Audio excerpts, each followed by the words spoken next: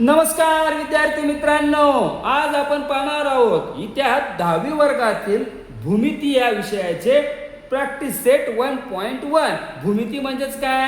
Geometry 1.1 पाहायचा आहे आपल्याला, म्हणजेच पार्ट 2 पाहायचा मॅथचा.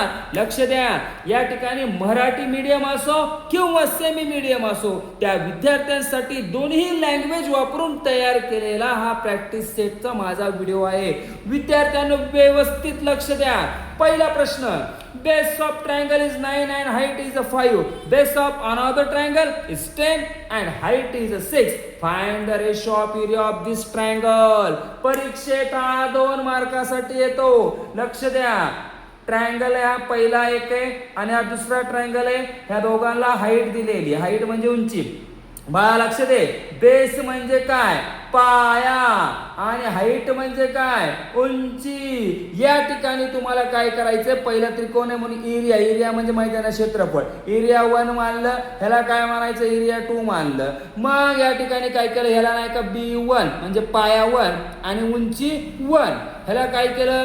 B2 म्हणजे पाया 2 आणि उंची 2 मानली. मग आता आपल्याला दिलेल्या संख्येप्रमाणे गणित मांडायचं आहे. पहिल्या याच्यामध्ये काय होतं रे बाबा? ट्रायंगल 9 आणि हाईट काय होती? 5 होती.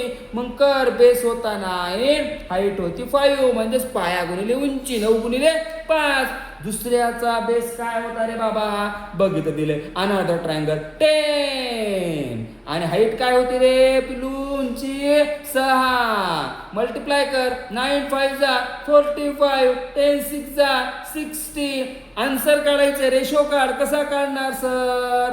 15 त्रिक 45 म्हणजे 15 3 जा आणि 15 4 जा 16. 15 कटले बाळा, उत्तर किती आलं? 3/4 म्हणजे 3/4 म्हणजे 3:4.